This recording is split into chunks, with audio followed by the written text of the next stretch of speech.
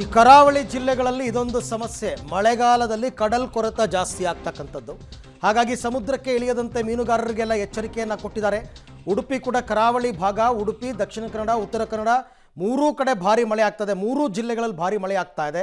ಹಾಗಾಗಿ ಸಮುದ್ರ ಉಕ್ಕಿ ಹರಿತಾ ಇರೋದ್ರಿಂದ ಕಡಲ್ ಕೊರೆತದ ಸಮಸ್ಯೆ ಜಾಸ್ತಿ ಆಗಿದೆ.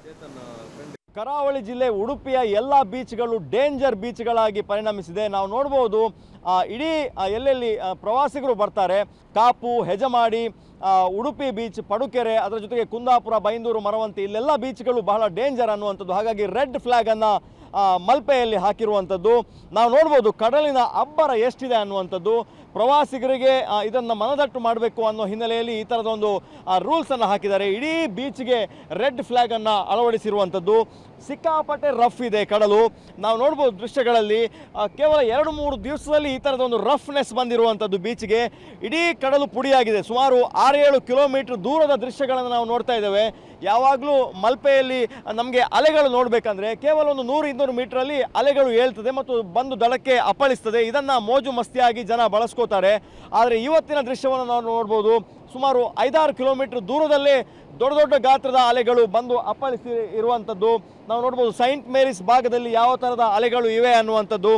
ಅಂದರೆ ಸುಮಾರು ಮಲ್ಪೆಯಿಂದ ಅಲ್ಲಿಗೆ 6-7 ಕಿಲೋಮೀಟರ್ ಸಂಚಾರ ಮಾಡಿದರೆ ಸೈಂಟ್ ಮೇರಿಸ್ ದ್ವೀಪಕ್ಕೆ ಹೋಗ್ಬೋದು. ಇಡೀ ಸೈಂಟ್ ಮೇರಿಸ್ ದ್ವೀಪ ಜಲಾವೃತ ಆಗಿದೆ. ಅಲ್ಲಿನ ಬಂಡೆಕಲ್ಲುಗಳಿಗೆ ದೊಡ್ಡ ದೊಡ್ಡ ಗಾತ್ರದ ಅಲೆಗಳು ಬಂದು ಅಪ್ಪಳಿಸಿರ್ತಕ್ಕಂಥದ್ದು ಇದು ಮಲ್ಪೆಯ ದೃಶ್ಯ. ಒಬ್ಬರು ಪೊಲೀಸರಿದ್ದಾರೆ, ಇಲ್ಲಿ ಗಾರ್ಡ್ಗಳನ್ನು ಹಾಕಿದ್ದಾರೆ, ಯಾರೂ ಕೂಡ ಇಳಿಬಾರ್ದು ಅನ್ನುವಂಥದ್ದು. ಎಷ್ಟು ರಫ್ ಇದೆ ಅನ್ನೋದಕ್ಕೆ ಪೊಲೀಸರು ಇಲ್ಲಿ ನಿಗಾವನ್ನು ವಹಿಸಿದ್ದಾರೆ. ಒಂದು ದೊಡ್ಡ ಮೀನುಗಾರಿಕಾ ದೋಣಿಯವರೆಗೂ ಕೂಡ ಅಪ್ಪಳಿಸ್ತಾ ಇದೆ ಅಲೆಗಳು ಬಂದು ಅನ್ನುವಂಥದ್ದು. ಅಂದರೆ ಸಣ್ಣ ಪುಟ್ಟ ನಾಡ ದೋಣಿಗಳನ್ನು ತೆಗೆದು ಮೇಲಕ್ಕೆ ಹಾಕಿದ್ದಾರೆ. ಇದು ಸ್ವಲ್ಪ ದೊಡ್ಡ ಇರುವಂತಹ ಮೀನುಗಾರಿಕಾ ಬೋಟು. ಇದಕ್ಕೆ ಬಂದು ನೀರು ಅಪ್ಪಳಿಸ್ತಾ ಇದೆ. ಕೇವಲ ನೀರು ದಡಕ್ಕೆ ಮಾತ್ರ ಅಲ್ಲ, ಮಲ್ಪೆ ಬೀಚ್ನವರೆಗೆ, ಸ್ಟೇಜ್ನವರೆಗೂ ಕೂಡ ನೀರು ದಾಟ್ಕೊಂಡು ಹೋಗ್ತಾ ಇರುವ ದೃಶ್ಯಗಳನ್ನು ನಾವು ನೋಡ್ಬೋದು.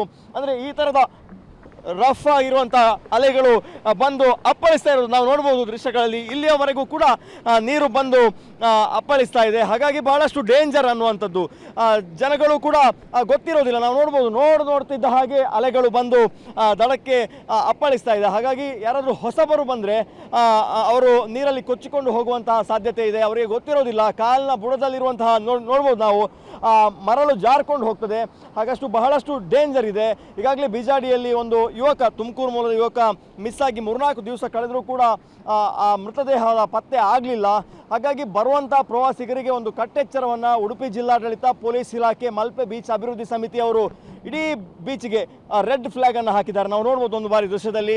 ಇಡೀ ಬೀಚ್ಗೆ ಯಾರೂ ಕೂಡ ಇಳಿಬಾರ್ದು ಅನ್ನುವಂಥದ್ದು. ಅಂದರೆ ನೆಟ್ಟನ್ನು ಅಳವಡಿಸಿದ್ದಾರೆ, ಅಲ್ಲಲ್ಲಿ ಬೋರ್ಡ್ಗಳನ್ನು ಹಾಕಿದ್ದಾರೆ, ಪೊಲೀಸರನ್ನು ಇಲ್ಲಿ ಗಸ್ತು ತಿರುಗಲಿಕ್ಕೆ ನಿಯೋಜನೆ ಮಾಡಿದ್ದಾರೆ. ಹಾಗಾಗಿ ಯಾರೂ ಕೂಡ ಪ್ರವಾಸಿಗರು ಇಳಿಬಾರ್ದು ಸಮುದ್ರಕ್ಕೆ ಅನ್ನುವಂಥದ್ದು. ಕೇವಲ ದೂರದಲ್ಲಿ ನಿಂತು ಮಲ್ಪೆ ಬೀಚ್ನ ಸುಮಾರು ಒಂದು 100-150 ಮೀಟರ್ ಮೇಲೆ ನಿಂತು ಆ ಬೀಚನ್ನು ಆಸ್ವಾದನೆ ಮಾಡಬಹುದು ಹೊರತು ಈ ನೀರಿಗೆ ಇಳಿದು ಮೋಜು ಮಸ್ತಿ ಮಾಡಲಿಕ್ಕೆ ಯಾರೂ ಕೂಡ ಇಳಿಬಾರ್ದು ಅನ್ನುವಂಥ ಒಂದು ಖಡಕ್ ಸೂಚನೆಯನ್ನು ಕೊಡಲಾಗಿದೆ. ಕ್ಯಾಮರಾ ಪರ್ಸನ್ ಚೇತನ್ ಜೊತೆ ದೀಪಕ್ ಜೈನ್, ಪಬ್ಲಿಕ್ ಟಿವಿ, ಉಡುಪಿ.